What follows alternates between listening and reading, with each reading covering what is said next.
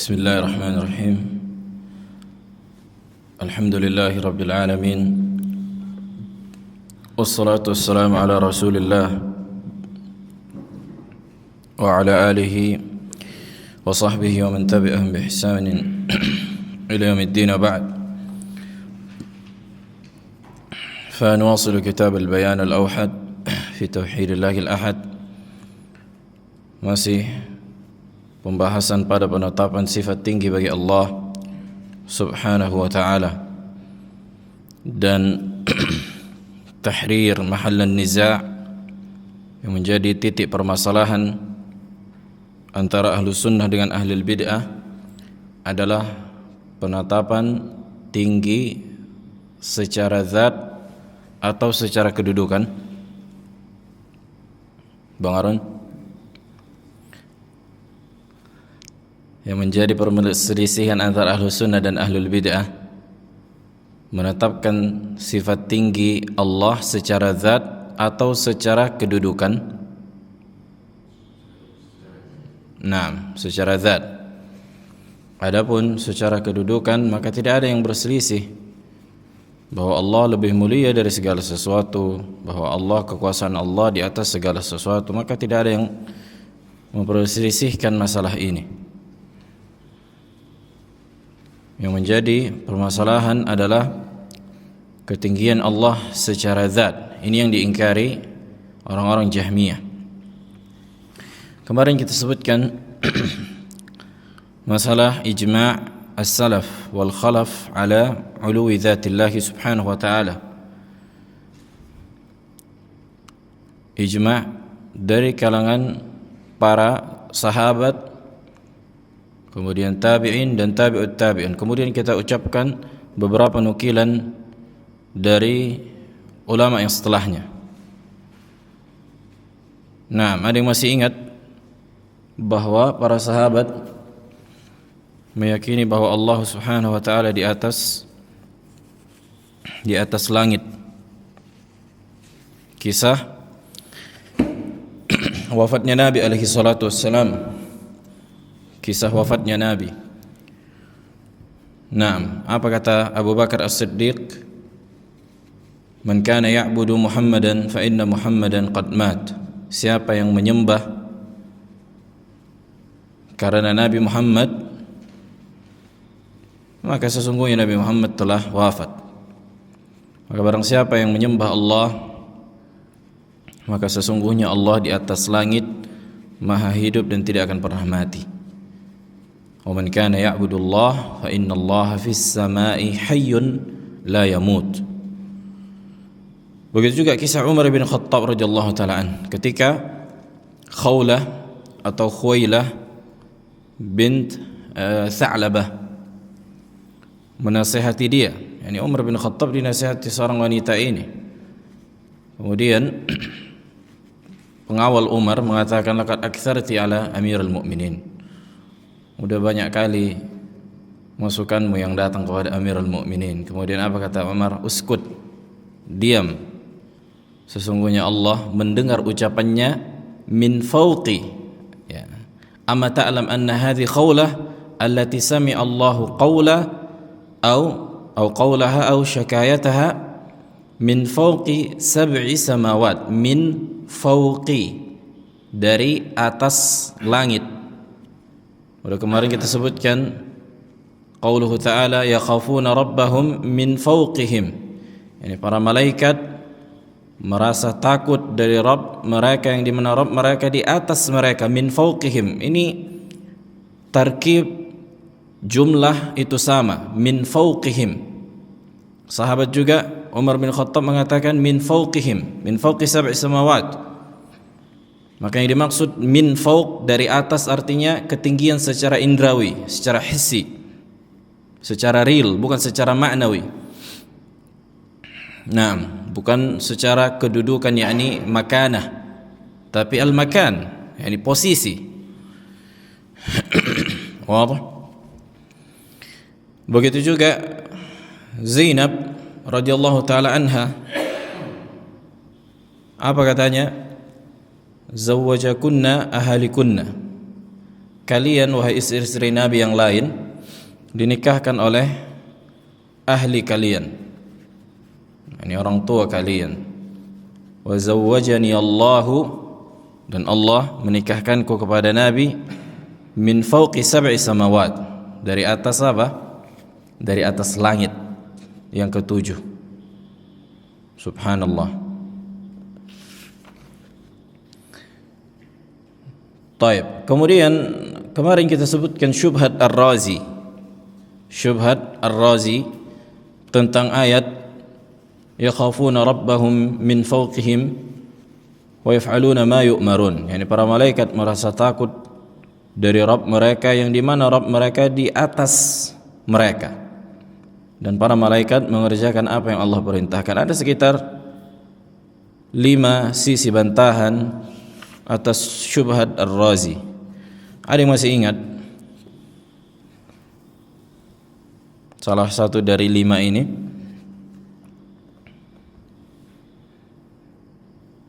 Hah? Ada yang masih ingat? Abu Rizki?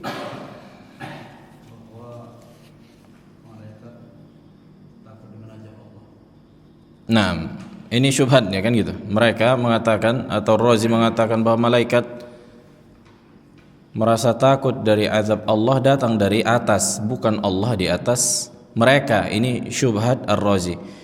Yang menjadi pertanyaan, kemarin kita sebutkan bantahannya ada 5 sisi, bahkan lebih, tapi ini kita ringkas.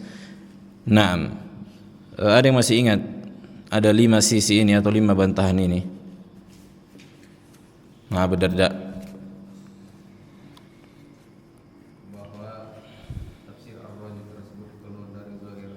Nah, ahsant. Yang pertama, Ar-Razi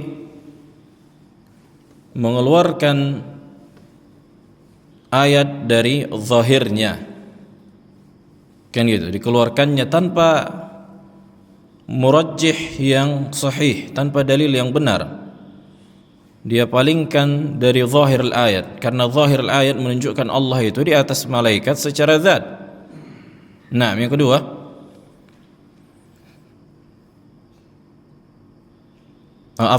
begitu juga bahwa apa yang dikatakan Ar-Razi tidak pernah dikatakan salah seorang dari salaf sebelum Ar-Razi, dari kitab tafsir yang ma'thur, yang thabit, yang valid dari Nabi dan para sahabat dan para tabi'in, seperti tafsir Ibn Jarir At-Tabari. Nah, yang kedua, bahwa tafsir Ar-Razi terhadap ayat tersebut tidak mengandung susunan yang asli dari bahasa Arab. nah, ahsant, bahwa apa yang dikatakan Ar-Razi pada ayat yakhafuna rabbahum min fawqihim, ini tidak terkandung oleh ayat ini. Tidak terkandung oleh ayat ini. Kenapa? Karena fauqa apabila digandengkan dengan huruf min dalam bahasa Arab, maka yang dimaksud dengan ketinggian itu adalah ketinggian secara hissi, secara hakikat, secara real, secara nyata, bukan ketinggian secara maknawi. Sudah kita sebutkan juga ucapan Khawlah, ucapan Zainab radhiyallahu taala an. Begitu juga bahwa apa?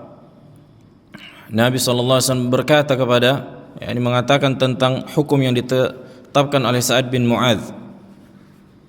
Naam, laqad hakamta fihim bihukmillahi min fawqi sab'i samawat. Sungguh engkau wahai Sa'ad bin Mu'adz telah menetapkan hukum kepada mereka, yang dimana hukum yang kau tetapkan adalah hukum Allah, yang dimana Allah di atas 7 lapis langit. Ini wadih nas. Nah, yang ketiga, kalau sekiranya tidak terima tafsir Ar-Razi tersebut, maka untuk apa dia merujukkan satu pernyataan dan menjatuhkan satu yang lain? nah, ahsant. Sekiranya kita katakan oke lah bahwa apa yang dikatakan Razi yang dimaksud dengan ketinggian atau takutnya malaikat bukan takut bahwa Allah di atas mereka, kemudian mengatakan bahwa yang dimaksud dengan ketakutan ini datangnya azab dari atas langit, kan gitu. Maka bagaimana mungkin Ar-Razi menjatuhkan ucapan yang menyelisih ucapannya bahwa yang hakiki adalah Allah di atas zat para malaikat. Nah, minimal jangan dia jatuhkan ucapan orang lain, minimal, kan gitu. Jangan dia bantahkan dan jangan dia katakan sakit. Ini kan dia pastikan bahwa ucapannya yang muhtamil kemudian dijatuhkan ucapan orang lain. Wadah. Kalau memang betul muhtamil, ini kan kalau memang betul. Sementara ayat tidak mengandung ucapan Ar-Razi. Tapi dalam konsep al-ihtimal seharusnya tidak boleh menjatuhkan ucapan orang lain apabila memang ihtimal. Ini katanya ucapan dia yang rajih, ucapan yang berselisih dengannya ini saqit, jatuh. Ini bukan muhtamil, berarti nas. Ini dalam istilah usul fikih menyelisihi kaidah dalam dalalatul alfaz. Baik. Ar-rabi'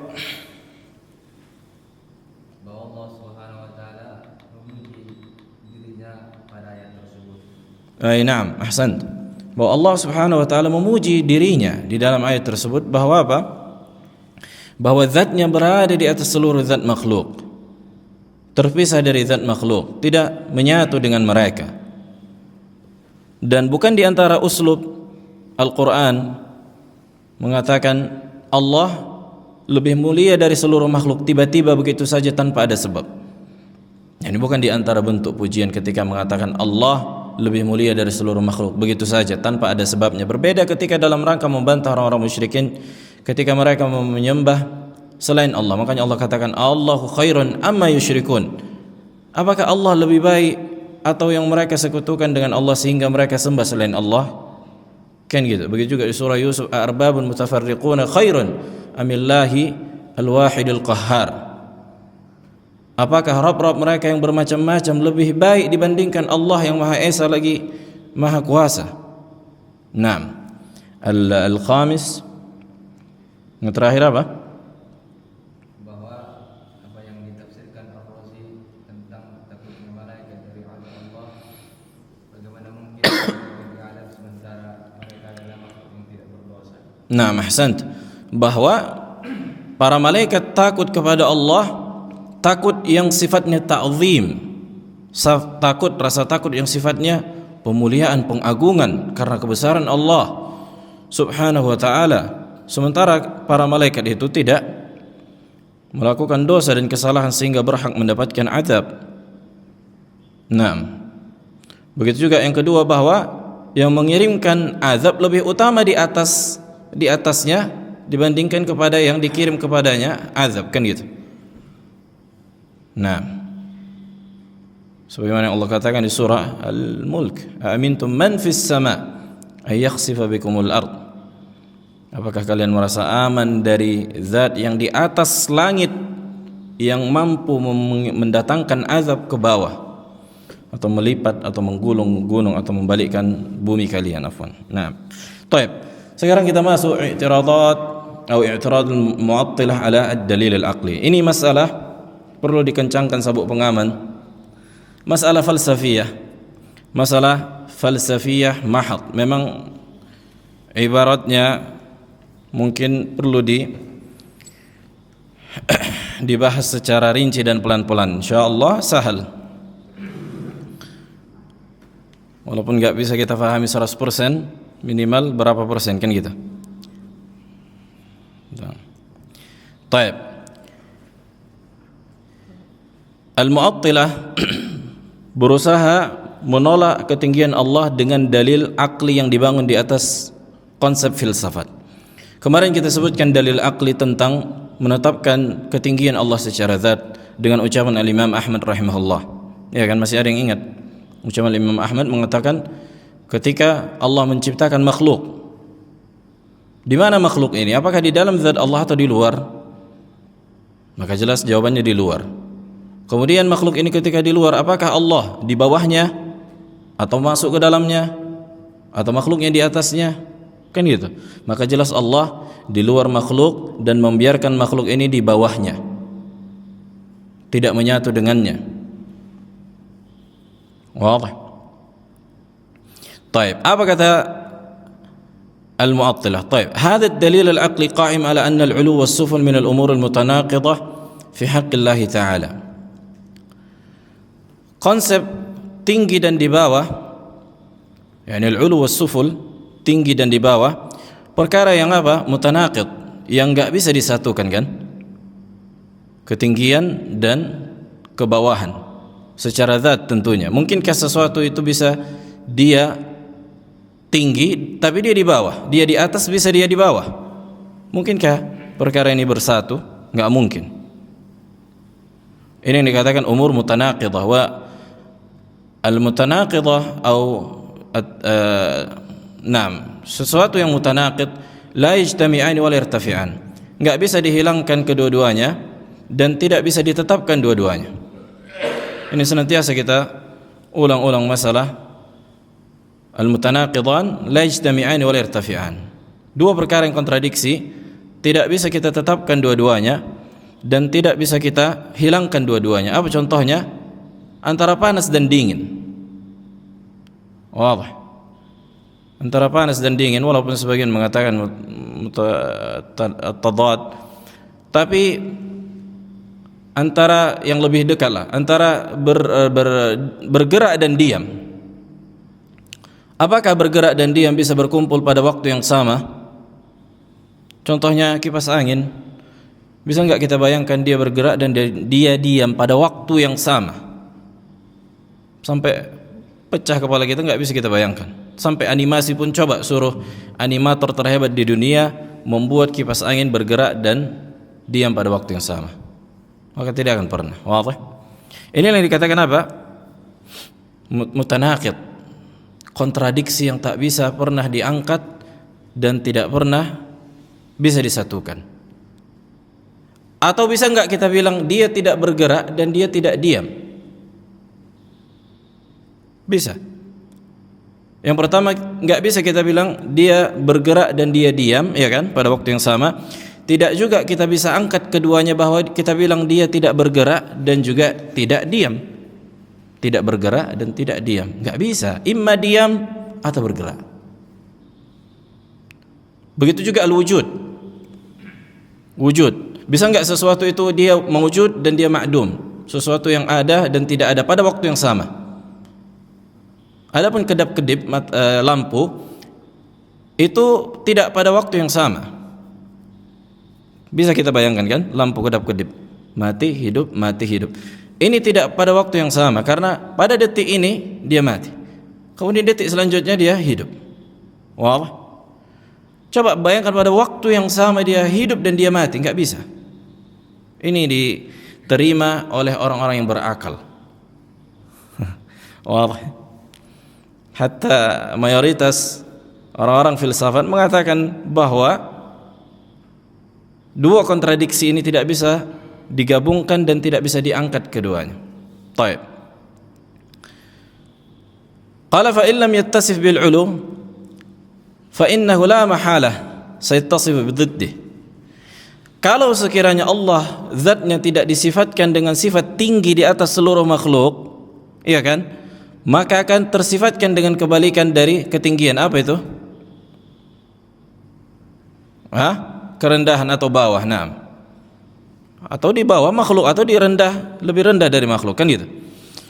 Wa huwa suful, yakni bawah. Au al-musawah, atau sama, menyatu dengan makhluk, lil khalq.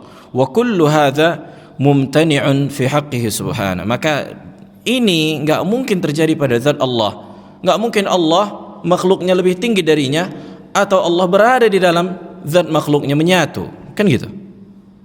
Jelas? I'tarada al-mu'awwilah ala dalil al-aql ala sifatil ulu. Orang-orang yang menolak sifat Allah menggunakan konsep filsafat ini yang dimana khulasahnya, kesimpulannya ada 6 inti. Nanti kita sebutkan dan mungkin di pertemuan yang akan datang karena 2 atau 3 i'tirad saja kita bahas dan kita fahami insyaallah. Alhamdulillah. I'tarad al-mu'awwilah ala hadha ad-dalil katsiran wa usul i'tiradihim tarji'u ila sittah. Yani kembali kepada konsep 6 pondasi yang menjadi rujukan orang-orang yang menolak sifat tinggi bagi Allah secara ilmu filsafat. Lihat, subhanallah. Secara ilmu filsafat mereka yakni murni dengan akal menolak, bukan dengan dalil. Kan gitu. Baik. Al-i'tiradu al-awwal, kritikan atau bantahan orang yang menolak sifat tinggi bagi Allah. Yang pertama, anna Allah Ta'ala ghairu qabil lil ittisafi bitilka al-ma'ani fawq wa taht wa bina'an alayhi faraf'u an-naqidain anhu laysa ma'iban لأن النقيضين لا يكون رفعهما معيبا إلا في حق من هو قابل للاتصاف بهما وأما الله تعالى فليس قابلا للاتصاف بهما فلا يكون رفعهما عنه نقصا. Kata mereka apa? Tadi kita sebutkan konsep akal dalam menetapkan sifat tinggi bagi Allah. Ini harus kita kuatkan dulu supaya kita faham nanti syubhat mereka. Kan kita bilang kalau Allah itu wujudnya memang real di kehidupan nyata, maka wajib ada posisinya. Imma dia di atas, terpisah dari makhluknya, maka inilah akidah Ahlussunnah, atau dia menyatu dengan makhluknya, atau dia lebih di bawah, yakni makhluknya di atasnya. Kan itu. Imma dia di atas seluruh makhluk, terpisah dari makhluk, dan ini akidah Ahlussunnah, atau dia di bawah makhluk, atau menyatu. Ya kan? Tentu yang di bawah adalah kehinaan. Kita saja nggak mau di bawah, kan gitu. Yani manusia mensucikan diri dari sifat bawah, karena bawah itu secara akal pun menunjukkan kekurangan. Kata mereka, Allah Subhanahu wa ta'ala tidak bisa menerima sifat tinggi dan bawah, tidak bisa menerima sifat di atas dan di bawah. Ini kata mereka. Wadih. Allah Subhanahu wa ta'ala tidak bisa menerima sifat di atas dan di bawah. Subhanallah, ghair qabil, kata mereka. Kata mereka, Allah Subhanahu wa ta'ala tidak bisa menerima sifat di atas dan di bawah. Maka ketika yang tidak bisa menerima sifat di atas dan di bawah kemudian dihilangkan darinya dia tidak di atas dan tidak di bawah, maka ini bukan kontradiksi, kata mereka. Ketika yang tidak bisa menerima sifat di atas dan di bawah, maka ketika dihilangkan dia tidak di atas dan tidak di bawah, maka ini bukan kontradiksi, kata mereka. Wadih. Yang kontradiksi itu apabila dia bisa menerima di atas dan di bawah kemudian dihilangkan darinya. Inilah baru kontradiksi. Adapun zat yang tidak menerima sifat di atas dan di bawah kemudian dihilangkan darinya atas bawah, maka ini bukan kontradiksi. Jelas?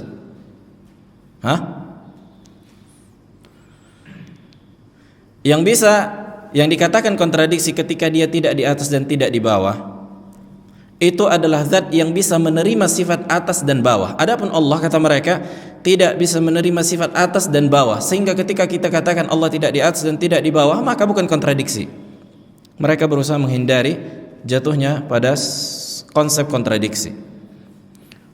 Labas, kita bilang makanya ini masalah akliyah, masalah mantiq. Taib. Thumma qalu, kemudian mereka berkata, ma dalilukum ala anna Allah la budda an yakuna tahta al-alam aw fawqahu aw yaminahu aw shimalahu. Kemudian mereka berkata kepada kita, Ahlussunnah yang menetapkan ketinggian Allah, apa dalil kalian bahwa Allah harus imma di bawah alam atau di atas alam atau kanan atau kiri? Apa dalil kalian? Ini kata siapa? Kata Jahmiyah, Mu'attilah yang menolak sifat Allah kepada Ahlussunnah yang menetapkan sifat tinggi bagi Allah.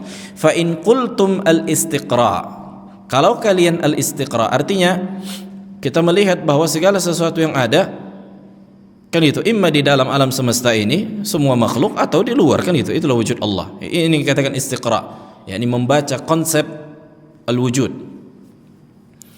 Qala fa huwa batil, ini kata mereka, maka batil. Kenapa? Li'annakum lam tastaqri'u kullal makhluqat, karena kalian belum melihat seluruh konsep makhluk.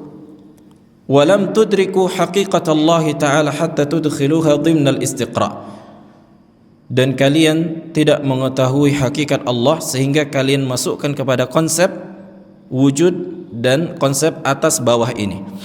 Nah, subhanallah, ini ajib. Mereka bisa mengatakan ini kepada kita, harusnya kita yang mengatakan ini kepada Allah ketika mereka menolak sifat tangan, sifat wajah dan sifat kaki. Ya kan?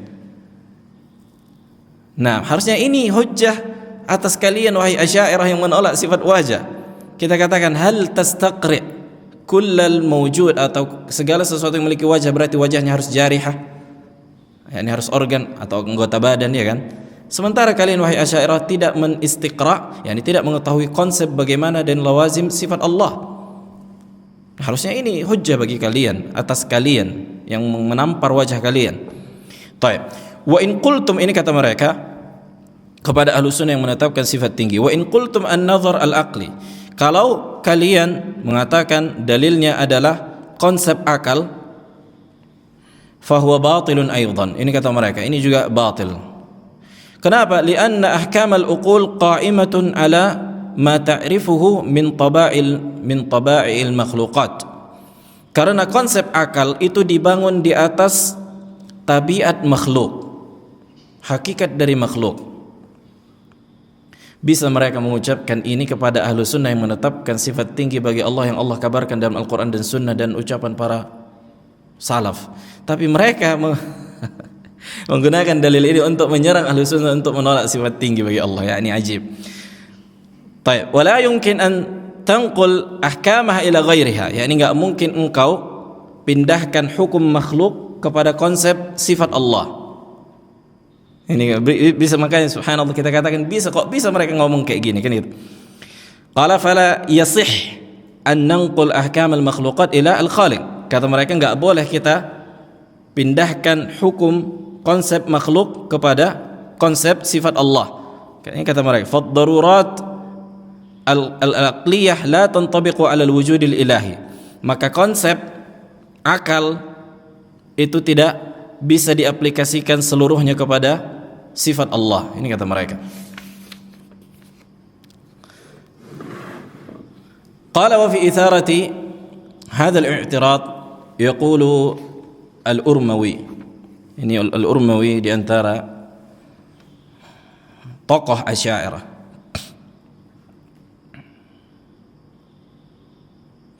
Lamma dzakara ad-dalil atau ad-dalail al-aqliyah allati i'tamada 'alaiha a'immatus salaf, ketika dia menyebutkan dalil akal yang dipegang oleh para salaf, dia mengatakan jawabuhu annahu ghairu ma'qulin binisbati ila dhawatil jiha, fa amma binisbati ila man laysa fi dhawati al-jiha fala yalzam. Kan kita mengatakan konsep akal bahwa Allah di atas itu apa? Ketika apa? Allah menciptakan makhluk, kan gitu. Nah, apakah Allah masuk ke dalam makhluk atau di luar makhluk? Kalau di luar makhluk, di mana posisinya? Apakah di atas makhluk atau menyatu dengan makhluk atau di bawah makhluk? Maka jelas Allah di atas makhluk, terpisah dari makhluk dan tidak menyatu dengan makhluk. Kata Al-Urmawi, ini enggak masuk akal apabila disandingkan dengan yang berada di dalam arah. Tuh, zawat, yakni zawatil jihah. Kata mereka kembali kepada konsep jihah, arah. Udah kemarin kita sebutkan masalah arah ini perkara relatif. Apa yang kau maksud dengan arah? Apakah lingkup makhluk, dimensi makhluk ini yang kau sebutkan arah? Nah, ini udah kita bahas di pertemuan kemarin. Fa amma bin nisbati ila man laysa fi zawatil jihah fala yalzam. Adapun zat yang berada bukan di lingkup makhluk, maka tidak menjadi konsekuensi bagi Allah bahwa Allah itu tidak di atas dan tidak di bawah, atau tidak di kanan atau tidak di kiri. Masalah arah kemarin udah kita sebutkan kan, bahwa arah tersebut ada dua makna kan. Imma arah yang kita mengarah kepadanya atau kitanya disebut arah. Ini kita sebutkan. Nah, maka Allah fi jihatil ulu al-mutlaq, maka Allah berada di arah atas secara mutlak. Apa makna secara mutlak? Yakni di atas seluruh makhluk. Qala wa hadha wa hasil kalam al-Urmawi, kesimpulan kalam al-Urmawi, anna tilka al-ahwal al-thalath allati qama 'alayha ad-dalil al-aqli 'ala sifati al-'ulu sahihatun binisbati lidh-dhawati allati fi jiha wa amma adh-dhawati allati laysat fi jiha fa innaha la tantabiqu 'alayha. Kata al-Urmawi, pokoknya yang bisa dikatakan yang bisa dikatakan bahwa dia maksudnya kalau enggak di atas dia di bawah, kan itu. Ini zat yang berada di ruang lingkup makhluk. Adapun Allah yang tidak berada di ruang lingkup makhluk, maka boleh dikatakan dia tidak di atas dan tidak di bawah. Wadah. Qala wa hadha al-i'tirad min akbar al-i'tiradat allati yukarriruha al-mu'awwil li sifatil ulu. Ini adalah kritikan atau bantahan yang paling sering diulang-ulang oleh orang-orang yang menolak sifat tinggi bagi Allah. Wa huwa i'tiradun ghairu sahih, dan ini tentu bantahan yang batil. Wa itsbat adam sihhatihi yumkin an yakuna min wujuhin mutaaddidah. Baik, akan kita sebutkan beberapa sisi bantahan atau sekitar sisi. Naam. Bantahan ucapan ini. Yang pertama, al-wajh al-awwal, anna qawlakum Allahu ghairu qabilin lil ittisaf bi tilka al-ma'ani yaqtadi an yakuna ba'd al-makhluqat akmala min Allah, lianna ash-shay'a al-qabil lil ittisaf bil kamali akmal wa a'la min ash-shay' min ghairi al-qabil lil ittisaf bil kamal. فإذا قلت عن بعض المخلوقات إنها قابلة مثلا للعلو والله تعالى غير قابل للاتصاف بالعلو وبناء عليه فرفع العلو عنه ليس نقصا فهذا انحراف، لأن حقيقة ذلك القول أن المخلوق الذي يمكن أن يقبل الاتصاف بالعلو أكمل من الله، لأن قابلية الاتصاف بالكمال أكمل من عدم قابلية الاتصاف به. طيب, sisi yang pertama kita katakan, kan tadi mereka mengatakan bahwa ketika kami, ini ucapan Asy'ariyah, ketika kami mengatakan Allah tidak di atas dan tidak di bawah, ini bukan kontradiksi. Kenapa bukan kontradiksi? Karena Allah tidak bisa menerima sifat atas bawah. Yang kontradiksi itu ketika makhluk yang bisa menerima atas bawah kemudian dihilangkan darinya atas bawah, yakni tidak di atas atau tidak di bawah, atau dia di atas dan di bawah, kan ini kontradiksi. Ini bagi sifat yang bisa menerima sifat itu. Ini adalah zat yang bisa menerima sifat itu. Adapun Allah tidak bisa menerima sifat atas bawah, sehingga kalau kita katakan Allah tidak di atas, tidak di bawah, maka bukan kontradiksi. Maka kesimpulannya, ucapan kalian mengatakan makhluk lebih mulia dibandingkan Allah, iya kan? Kenapa lebih mulia? Karena makhluk bisa menerima sifat tinggi dan bisa menerima sifat bawah. Sementara Allah bagi kalian tidak bisa di atas, tidak bisa di bawah. Mana yang lebih mulia? Yang bisa menerima sifat dibandingkan yang tidak bisa menerima sifat. Ini satu. Wadah.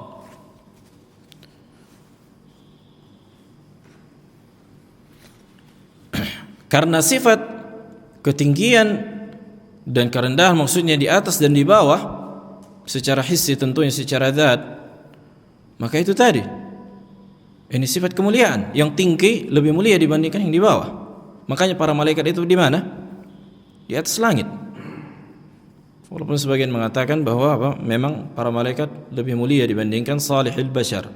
Walaupun ada khilaf di sebagian disebutkan Tahawi, mana yang lebih mulia, para malaikat atau manusia, kan gitu. Yang pertama, tidak ada perselisihan bahwa para rasul lebih mulia dibandingkan para malaikat. Kemudian selain para rasul, mana yang lebih mulia? Ini khilaf. Nah, tapi menunjukkan ketika para malaikat di atas, ini menunjukkan kemuliaan mereka. Begitu juga surga di atas, neraka di bawah. Ini menunjukkan apa? Kemuliaan surga. Iya kan? Kan neraka kehinaan dan tempat orang-orang yang hina. Maksudnya tempat orang-orang yang hina, makanya di bawah dibuat. Sementara surga tempat orang-orang yang mulia, makanya dibuat di atas. Wadah.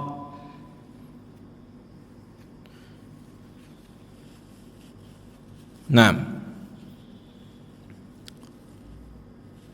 Kemudian sisi yang kedua, ini tadi yang pertama tadi apa? Yang bisa menerima sifat tinggi tentunya lebih mulia dibandingkan yang tidak bisa menerima sifat tinggi. Nah, al-wajhu ats-tsani, sisi yang kedua, anna qawlahum bi anna ahkam al-uqul qa'imatun ala ma ya'rif atau ma yu'raf min taba'il makhluqat fala yu'tamadu 'alayha fi haqqi Allah ta'ala qawlun khata'un لأن ذلك يبطل الأدلة العقلية التي اعتمدوا عليها في إثبات وجود الله أو في إثبات عدد من الصفات فإن كثيرا من المعتزلة والأشاعرة اعتمدوا على دليل السلب والإيجاب في إثبات صفة الحياة والعلم لله تعالى كما سبق بيانه. Subhanallah, ini kontradiksi antara konsep Asy'ariyah. Maksudnya Asy'ariyah kontradiksi ucapan mereka. Kan kata mereka tadi apa? Konsep akal ini yang kalian tetapkan wahai ahlu sunnah dibangun di atas tabiat makhluk, kata mereka. Wadah. Maka nggak boleh bersandar dengan konsep makhluk. Ini kata mereka.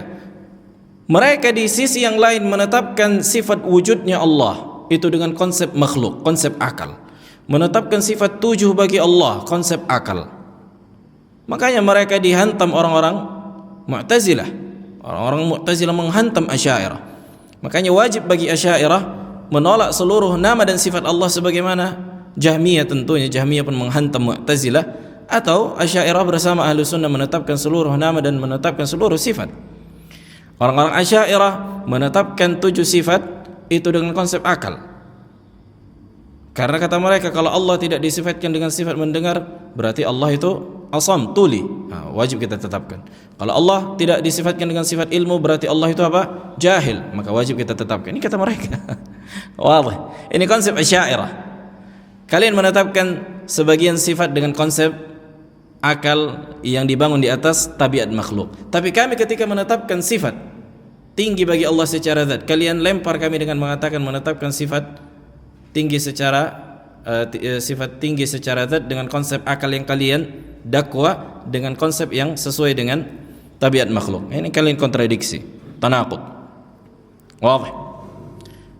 Jadi mereka menghantam ahlu sunnah dengan hujjah yang mereka sendiri pakai. Itu dia kesimpulannya. Mereka menghantam ahlu sunnah dengan dalil yang mereka sendiri pakai untuk menetapkan sifat Allah. Ini nifaq Asy'ariyah.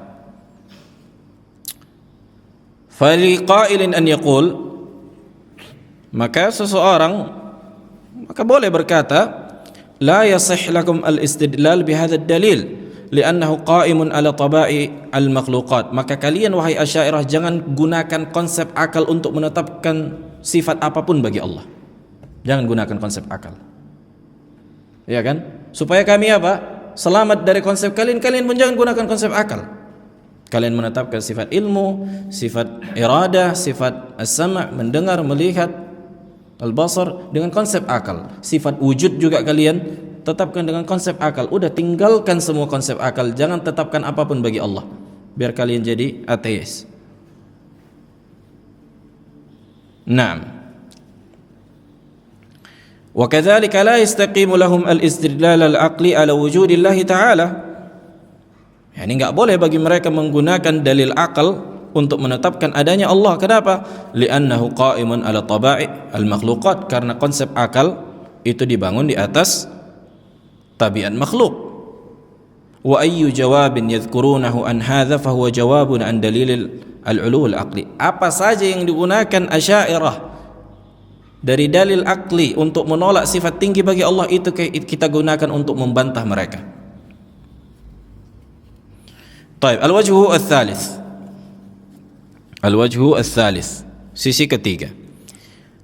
Annahum tanaqadu fi khasa'is aw fi khusus sifatil 'ulu. Fa innahum fi siyaqi i'tiradihim 'ala dalili ahli sunnati wal jamaah waqa'u fi 'adadin min at-tanaqudat wa min dhalik. Mereka ini Asy'ariyah kontradiksi pada menetapkan kekhususan sifat tinggi bagi Allah.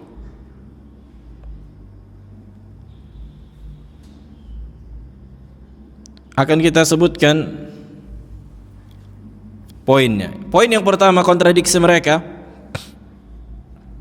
kontradiksi mereka, annahum qalu law kana Allah kharij al-alam lalazima imma an yakuna muttasilan bil alam aw munfasilan anhu wa hadha tanaqud bayyin minhum. Kata mereka, sekiranya Allah di luar alam makhluk, maka wajib Allah itu menyatu dengan alam atau terpisah dengan alam. Wadah? Li'annahum, ya ini kontradiksi yang jelas, wa hadha tanaqud bayyin minhum. Li'annahum i'taqadu anna 'adam ijtima' an-naqidain mustahilun fi haqqillah ta'ala. Karena mereka meyakini bahwa tidak berkumpulnya dua kontradiksi pada sifat Allah ini mustahil, yani mustahil, mamnu' bagi Allah. Wa huwa munaqidun lima qarraruhu fi asli i'tiradihim.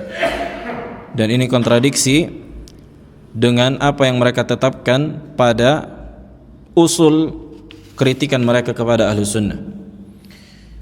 Fa innahu yuqal ma alladhi adrakum anna Allah ta'ala la bud an yakuna muttasilan bil alam aw munfasilan anhu fa innahum lam ya'tamidu illa ala raf'i an-naqidain. Kan gitu.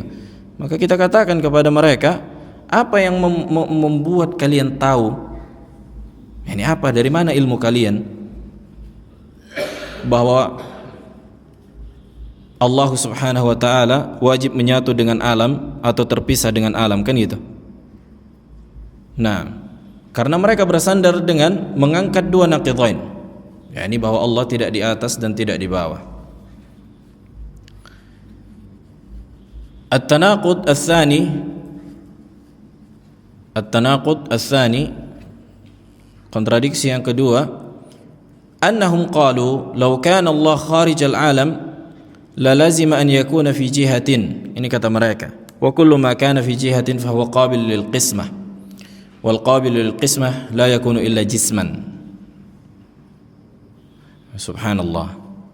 Kata mereka, sekiranya Allah di luar alam makhluk, berarti Allah itu di arah, dan semua yang berada di arah itu bisa terbelah, dan semua yang bisa terbelah itu adalah jisim.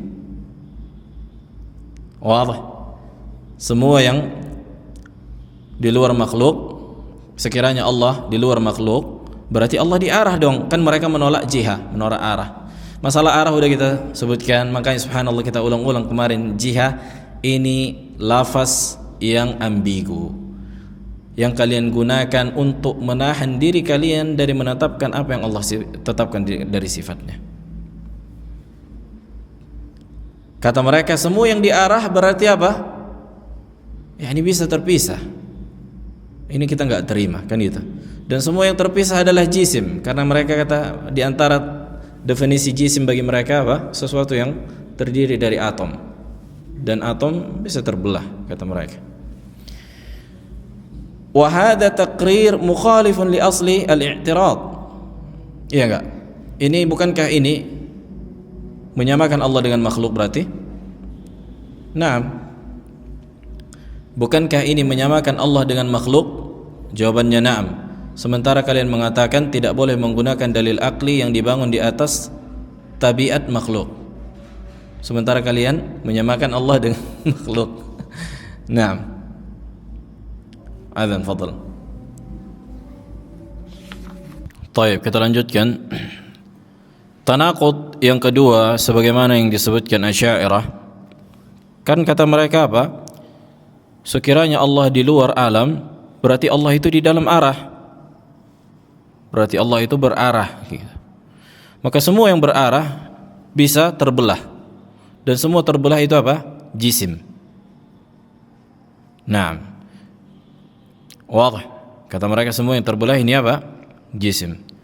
Kita katakan ini penetapan yang menyelisihi kaidah kalian sebelum yang kalian katakan.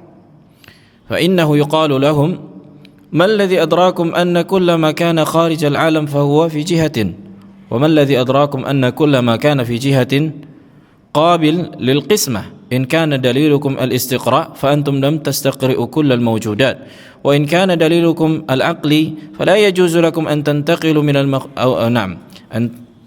an tanqulu min al-makhluqati ila al-khaliq kama qarrartum fi asli i'tiradikum ala dalili ahli sunnati wal jamaah. Kita tanya kepada mereka, wahai Asy'ariyah, ketika kalian mengatakan semua kalau Allah di luar makhluk berarti Allah itu diarah.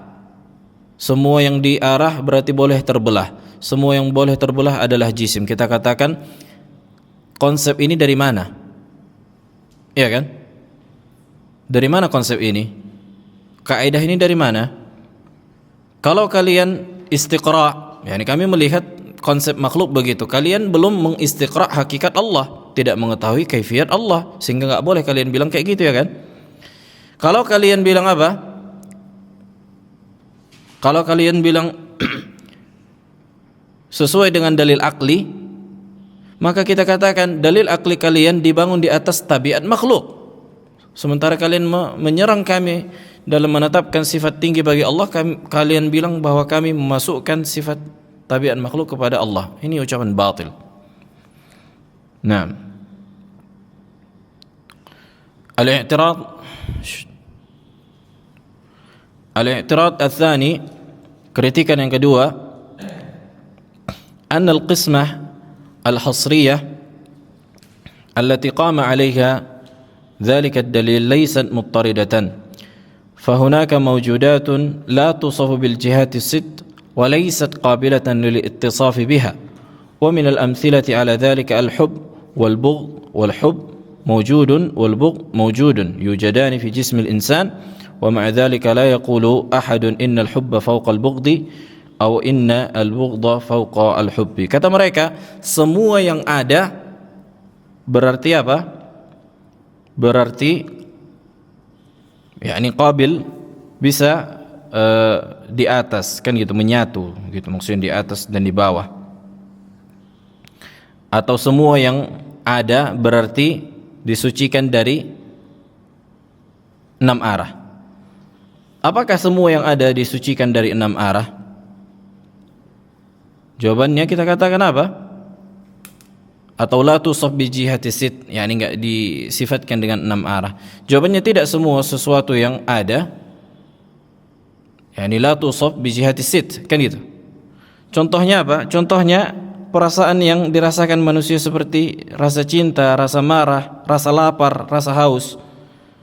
Maka enggak bisa kita katakan lapar di atas haus. Bisa? Ada enggak dia? Ada, kan gitu. Ada di dalam jasad manusia. Taib. Wa min dzalika ittisaf az-zawj birrujulah wal ubuwah. Begitu juga sifat anak dan ayah. Ya enggak? Sifat anak dan ayah itu di antara sifat idhafiyah. Wadah. Sifat anak dan ayah, misalnya si Kevin sama ayahnya, mana ayah itu? Ada nggak sifat itu? Rizki, ada nggak ayah itu? Iya, mana dia ayahnya? Ada nggak zatnya? Zatnya antum ayah, kan? Bagi dia, bagi ayah antum anak. Kan ini yang dikatakan apa? Sifat idhafiyah. Wah. فإن الرجولة إما أن تكون فوق الأبوة أو تحته، kan itu, أو مساوية لها، فالكلية التي انطلقتم منها وهي أن كل موجودين لا بد أن يكون أحدهما أعلى أو أسفل أو مساوي غير صحيحة، ولكن هذا الاعتراض غير صحيح لأن هذه الكلية إنما تنطبق على الموجودات الخارجية الذاتية. خلاصة, Allah subhanahu wa ta'ala kembali kepada wujudnya. Kita katakan kepada Asy'ariyah, apakah wujud Allah benar-benar ada bagi kalian di kehidupan real? Atau cuma ada di dalam pikiran saja? Kalau kalian mengatakan wujud Allah cuma ada sebenarnya bayangan di khayalan manusia saja, berarti kalian ateis, kalian kafir, udah keluar aja dari Islam. Karena gak ada sebenarnya zat Allah. Jelas? Kalau mereka mengatakan zat Allah itu ada, Allah itu real, ya kan, di kehidupan nyata ini, maka kembali kepada kaidah imma di dalam makhluk menyatu dengan makhluk atau di bawah, dan ini semuanya apa? Batil. Maka wajib apa? Allah itu di atas seluruh makhluk, tidak menyatu dengan makhluk.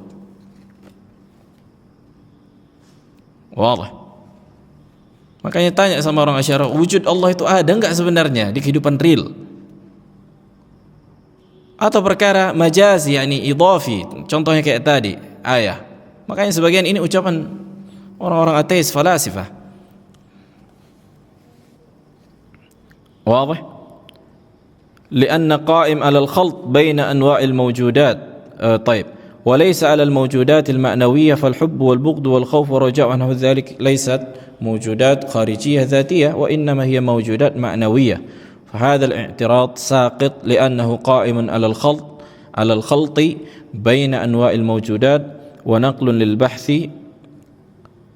من الموجود العيني الخارجي إلى الوجود المعنوي وما في حكمه. نعم. طيب، الاعتراض الثالث. Ini sering juga mereka dengungkan ini.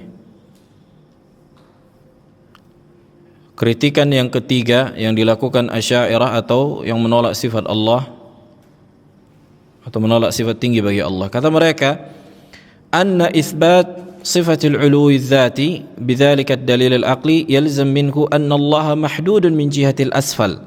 فإن كان العالم تحت الله فهذا يعني أن الله له حد من جهة السفل وكل محدود فهو ناقص. Ini kata mereka.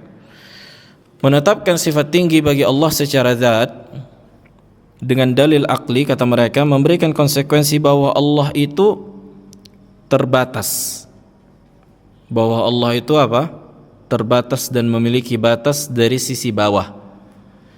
Macam inilah kita buat. Macam apa namanya? Macam piring. Contohnya piring kita buat, baru kita buat misalnya satu karung beras. Oh, apa? Berarti kata mereka Allah terbatas. Ini min babi taqribul faham, bukan dalam rangka menyamakan tentunya. Tapi mereka menyamakan Allah dengan konsep ini. Ya kan? Mereka menyamakan Allah dengan konsep ini. Jadi kan kita katakan makhluk kan adalah zat yang paling bawah kan? Wujud yang paling bawah. Sementara Allah zat yang paling atas. Berarti makhluk ini menopang Allah. Lihat kalimat menopang, gravitasi. Apakah berlaku pada Allah sehingga bisa kalian katakan bahwa harus ada yang menopang Allah turun menekan makhluk ini? Kan gitu. Subhanallah, ini tamtsil wahai Asy'ariyah. Nah, berarti Allah memiliki batas juga, kata mereka, ada hadnya. Kata mereka, wa kullu mahdudin fahuwa naqis. Semua yang memiliki batas itu apa? Adalah lemah, adalah kurang, kata mereka. Kita katakan hadzal i'tirad ghairu sahih. Ini kritikan yang tidak benar. Kenapa? Fa innahu yuqal, madza taqsiduna bikaunihi mahdudan? Apa yang kalian maksud bahwa Allah itu terbatas? Apa yang kalian maksud? Hal taqsiduna bi annahu muttasifun bin naqsi am taqsiduna bi annahu munfasilun min biwujudihi an ghairihi wa ba'in minhu? Yang pertama, makna al-had adalah kaifiyah, ada kaifiyahnya. Apakah kalian maksud dengan had di sini bahwa Allah Subhanahu wa taala yakni ada batasnya sehingga ini apa? Sehingga ini kurang, ya jadi sifat kurang hanya karena Allah itu ada batasnya, kan gitu. Kalau yang kalian maksud dengan had adalah artinya Allah terpisah dari makhluknya, kan Allah tidak mengisi ruang lingkup makhluk. Kata mereka, ini kekurangan. Kenapa? Allah harus menyatu semua. Ini berarti jadi kalian hululiyah dong. Makanya mereka menolak sifat tinggi itu tadi, karena menolak menyatunya Allah dengan makhluk. Kita katakan ini adalah sifat mulia. Allah tidak menyatu dengan makhluknya, tidak mengisi ruang dan dimensi makhluk. Ini sifat mulia, enggak masalah. Apa yang menjadi permasalahan kalian dengan hal ini? Nah, fa in anaitumul awwal fa huwa batil la yaqulu bihi muslim. Kan itu. Artinya Allah kurang hanya karena tidak mengisi ruang makhluk. Wah, kata mereka, kalau kita tetapkan adanya Allah secara zat dan Allah di atas ruang lingkup makhluk dan Allah tidak mengisi ruang lingkup makhluk, berarti Allah ini naqis, kurang. Wadah. Maka ini batil, kan gitu. kita katakan Allah terpisah dari makhluknya, tidak menjadi konsekuensi terpisahnya Allah dari makhluknya berarti Allah itu kurang, naqis, lemah. Wah, bisa dibayangkan ya. Wa in anaitum ats-tsani fa huwa ma'nan sahih la bud an yaqula bihi muslim, kan gitu. Apabila yang kalian maksud bahwa Allah terpisah dari makhluknya, maka inilah akidah Ahlus Sunnah. Makanya subhanallah, semua akidah atau konsep yang mereka gunakan semua konsep akal yang menyamakan Allah dengan makhluk. Kata mereka enggak boleh menyamakan Allah dengan makhluk. Di waktu yang sama mereka persis seluruh sisi mereka samakan Allah dengan makhluk.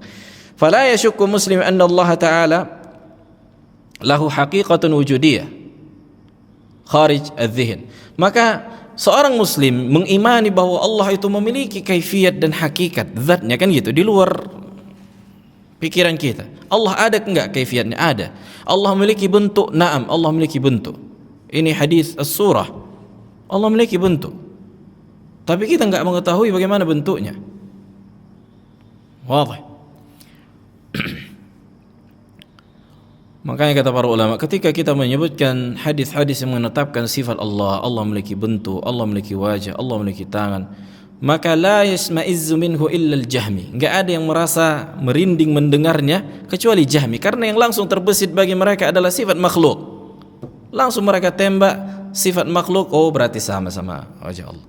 Mereka tidak memahami al-qadar mushtarak dan al-qadar al-mumayyiz. Mungkin kita pun walaupun kita udah belajar, mungkin terbesit, bisa jadi kan gitu. Karena manusia tabiat, udah sering kita sebutkan, tabiat manusia itu biasanya ketika menyebutkan lafaz yang sering dia lihat dan dia dengar, langsung yang terbayang itu. Ya enggak? Ketika misalnya Nabi bilang jangan bayangkan merah, apa yang langsung terbesit? Merah, ini sejadah. Tapi jangan disamakan Allah dengan apa yang kita lihat dan apa yang kita dengar. Itu tadi masalah al-qadar mushtarak. Ini sebenarnya titik permasalahan yang menyesatkan Asy'ariyah sehingga mereka menolak sifat Allah. Al-qadar al-mushtarak, kadar yang berselikat secara umum. Kita imani Allah punya wajah, tapi bagaimana wajah Allah? Allahu a'lam. Kita imani Allah tinggi di atas sana. Bagaimana Allahnya, bagaimana sifatnya, bagaimana tingginya, Allahu a'lam. Yang jelas Allah tidak seperti makhluk, yang dimana apabila makhluk tinggi di atas makhluk berarti menopangnya. Iya kan? Nah, طيب. وأن تلك الحقيقة ليست كل الوجود وإنما بعضه فمن أصول دين الإسلام أن الوجود ينقسم إلى قسمين خالق ومخلوق. Akidah Ahlussunnah mengatakan wujud itu ada dua, wujud khaliq dan wujud makhluk. واضح؟ ولأنه لو قلنا إنها أي ذات الله الوجود كله لوقعنا في وحدة الوجود. Sekiranya kita katakan wujud ini semuanya wujud Allah, berarti Allah itu makhluk, makhluk itu Allah. Ini ucapan kafir, ucapan Ibnu Arabi. فتحصل من هذه أو من هذا أنه لا بد للمسلم أن يقول إن وجود الله تعالى ليس كل الوجود, ليس هو كل الوجود. Wajib kita katakan bahwa wujud Allah tidak seluruh wujud, karena wujud makhluk itu apa? Bagi mereka sendiri terpisah dari Allah. Enggak boleh kita katakan wujud makhluk ini wujud Allah. Ini pengulangan yang tadi sebenarnya, cuma penekanan. طيب. فإن قصد أو قصد بكلمة محدود هذا المعنى فهو صحيح. Sekiranya yang mereka maksud dengan kalimat had itu artinya Allah terpisah dengan makhluknya, bahwa wujud makhluk bukan wujud Allah, ini yang kalian maksud dengan had, batas, maka ini adalah makna yang benar. Wa nahnu la nunkiruhu, kita enggak mengingkarinya, bal na'khudhu bihi, bahkan kita pegang, kan gitu. Wa yajibu ala kulli muslimin an ya'khudha bihi walakinna la nu'abbir bi kalimati mahdud li ihamiha an-naqs. Naam. Akan tetapi jangan kita gunakan kalimat terbatas. Kita katakan Allah di atas seluruh makhluk, terpisah dari makhluknya. Mustawin alal arsh, ba'in min khalqi. Ini yang kita sebutkan. Ini lebih selamat dibandingkan kalimat bil had au biduni had. Naam. Wassalaf rahimahumullah yu'abbiruna bi'ibaratin aliyaq min hadhihi fayaquluna ba'in min khalqihi wa la yaquluna mahdud li'annaha la tuhaqqiq al-ma'na wa tuhim ma'na an-naqs. Naam. انتهى هذا الاعتراض الثالث. واضح؟ gimana bahasanya? Karena bahasa Indonesia pun kalau diterjemahkan, bahasa filsafat, bahasa kata Syekhul Islam Ibnu Taimiyah apa? La yastaghni la yahtaju al-balid wa la yantafi' bihi al-alim. Orang bodoh enggak butuh, orang pintar enggak mendapatkan faedah. Nah, ini tentunya ilmu kalam atau ilmu mantik yang digunakan untuk menolak sifat Allah Subhanahu wa taala. Bahkan muharram dipelajari. Al-Imam Syafi'i rahimahullah, apa katanya? Kita sebutkan di kitab Aqidah As-Sabuni. Apa katanya tentang orang yang belajar ilmu kalam? Harusnya Al-Ghazali sadar kan gitu dengan ucapan Imam Syafi'i, walaupun mereka mentahrif ucapan para ulama saya, mereka tahrif. Ada yang masih ingat? Bang Arun belum datang kemarin kayaknya, Aqidah As-Sabuni. Kata Imam Syafi'i, hukmi fi man ta'allama ilmu al-kalam. Aku menetapkan hukum bagi orang yang mempelajari ilmu kalam. Apa katanya? An yudrab bi al-jarid, dipukulin dengan pelepah kurma. Wa yutafu bihi fil qabail, kemudian di arak-arak di kampung-kampung. Wa yudrabu bin ni'al, dan dipukuli dengan sendal, menghinakan. Lihat. Wa yuqalu lahu, dan dikatakan kepadanya, hadza jaza man a'rada an kitabillah wa sunnati rasulillah wa aqbala ala ilmil kalam. Inilah balasan bagi orang yang berpaling dari Al-Quran dan sunnah dan malah memilih ilmu kalam. Nah, subhanallah, Asy'ariyah laysa indahum dalil, la kitab wala sunnah wala qaul a'immatis salaf. Makanya kemarin udah kita sebutkan di kutub al-ulama, di antaranya kitab As-Sabuni kan gitu. Apa kata Al-Imam As-Sabuni rahimahullah ketika menukilkan ucapan ulama? Bahwa man abghadha ahla al-hadis fahuwa jahmi kan gitu. Dan di antara usul ahlu sunnah mencintai ahlul hadis. Orang-orang ahlul kalam sangat membenci ahlul hadis. Orang-orang ahlul kalam membenci ahlul hadis. Nah, makanya ini muntaliq, memang sandaran yang sudah berbeda. Makanya subhanallah, bahkan sebagian ulama mengkafirkan mereka Asy'ariyah.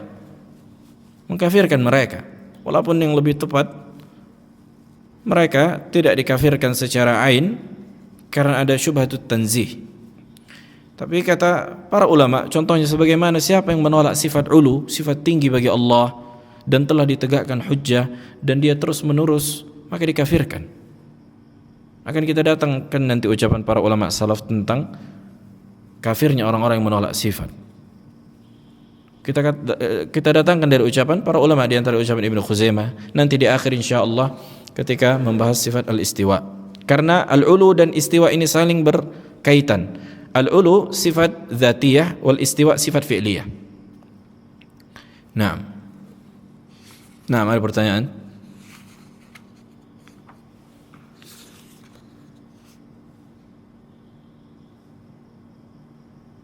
Nah, fi soal?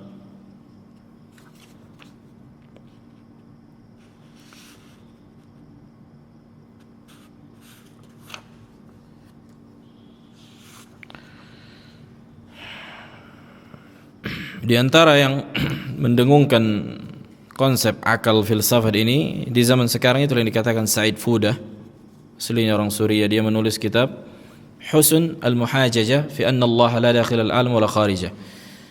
Baiknya berhujjah dengan mengatakan bahwa Allah tidak di atas, tidak di dalam alam dan tidak di luar alam. Dan para ulama telah membantah kitab ini. Makanya satu yang enggak bisa mereka datangkan, coba datangkan satu ulama salaf yang mengatakan bahwa Allah tidak di atas, tidak di bawah, tidak di depan, tidak di belakang, tidak di kanan, tidak di kiri, atau tidak di dalam alam atau tidak di luar alam. Coba datangkan satu ulama saja, enggak usah hadis, ulama salaf. Ulama salaf. Tidak ada yang mengatakan ini kecuali orang-orang Aristoteles. Inilah yang diikuti Ar-Razi, dan Ar-Razi banyak beristifadah dengan kitab Ibnu Sina. Ibnu Sina mensyarah kitab Aristoteles. Aristoteles murid dari Aflatun. Mereka orang-orang Yunani, penyembah berhala, penyembah bintang-bintang. Ini rujukan kalian wahai Asy'ariyah. Enggak malu kalian rujukan kalian. Orang-orang Yunani, Aristoteles.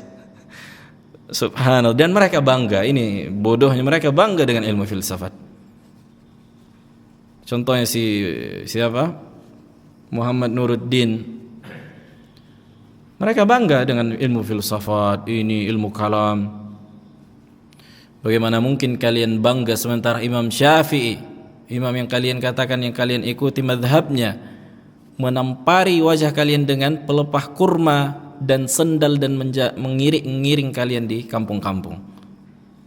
Ini hukum Imam Syafi'i kepada kalian. Kalian bangga dengan ini. Ini kan kejahilan. Naam.